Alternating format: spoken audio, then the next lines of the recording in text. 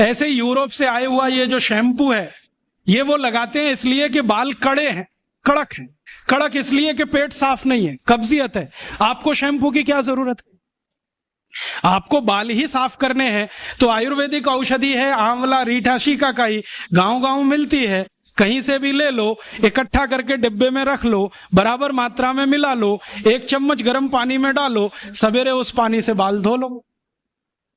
फिर कोई कहेंगे जी डैंड्रफ हो जाता है, तो उसके लिए नींबू का रस जिंदाबाद। नींबू के रस में थोड़ा गुड़ मिला दो और उसको बाल में लगा लो, सब डैंड्रफ निकलता है। एलोवेरा जिंदाबाद।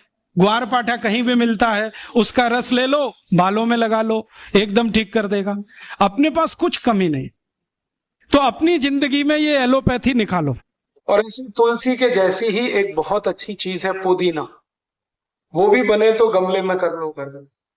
और इन दोनों से बराबर ही अच्छी एक चीज है एलोवेरा, ग्वारपाठा। जरूर रखो अपने घर। ग्वारपाठे का रस अद्भुत काम करता है, त्वचा की बीमारियों में काम करता है, पेट साफ करने में काम आता है। कान में कितना भयंकर दर्द हो, ग्वारपाठे का रस थोड़ा गर्म करके एक ही बूंद टपकाओ, 3 सेकंड में दर्द खत्म कर देता है, विद इन 3 सेकंड्स। इंजेक्शन भी तेज गति से काम करता है। किसी स्त्री और पुरुष को नपुंसकता की शिकायत हो, ग्वारपाठा बिल्कुल ठीक कर देता है, कंप्लीट क्योर करता है। शरीर को ताकत बढ़ानी हो, बहुत कमजोरी लग रही हो, तो ग्वारपाठा अद्भुत काम करता है। बाल बहुत झड़ते हो, गुच्छे के गुच्छे निकलते हो, ग्वारपाठे का रस बाल में लगाओ, जैसे तेल लगाते हैं, 1 घंटे के बाद धो लो तो बाल झड़ना बंद करा देता है। बाल ज्यादा काले रखने हैं तो ग्वारपाठा सप्ताह में 1 दिन लगाते ही रहो रस के रूप में, अद्भुत काम करता है। आंखों की रोशनी बढ़ानी हो तो ग्वारपाठे को इस्तेमाल कर सकते हैं, पीने के रूप में ले सकते हैं।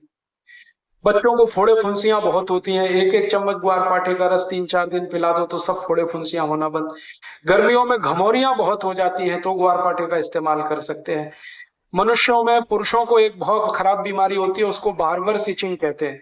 दाढ़ी बनाओ ना, उसके बाद लाल लाल फुंसियां हो जाती हैं, उनको बोलो कि ग्वारपाठे का रस लगा के फिर शेविंग करें तो कभी ये तकलीफ नहीं आती।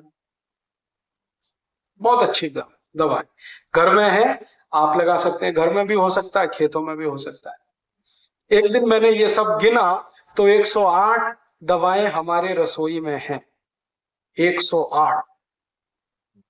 और इनसे हर बीमारी ठीक हो सकती है, कहीं घर के बाहर जाने की जरूरत ही नहीं है। और मैं तो सबको चिल्ला चिल्ला के कहता हूं कि आप बीमारी से नहीं, डॉक्टर से बचो। बीमारी खतरनाक नहीं है, डॉक्टर खतरनाक। एक बीमारी से दूसरे में फंसाएंगे, दूसरे से आपको तीसरे में ले जाएंगे, ठीक ही नहीं होने देंगे। और आजकल डॉक्टर जो दवाएं आपको खिलाते हैं ना, वो दवा अपनी माँ बहन को कभी नहीं खिला सकते, ऐसी दवाएं आपको खिलाते हैं। जिन दवाओं पर कोई क्लिनिकल ट्रायल्स नहीं हुए हैं, जिन दवाओं को किसी ने अप्रूव भी नहीं किया है, उनको धड़ल्ले से प्रेस्क्राइब करते हैं, क्योंकि कमीशन मिलता है। और ये कमीशन खोरी इतना बढ़ गया है कि अब अच्छा डॉक्टर चिराग लेके ढूंढने निकलो तो कोई एक मिले, मुश्किल से एक मिले। इसलिए आप इनसे अगर बचे रहें तो आपकी जिंदगी बहुत सुरक्षित रहने वाली।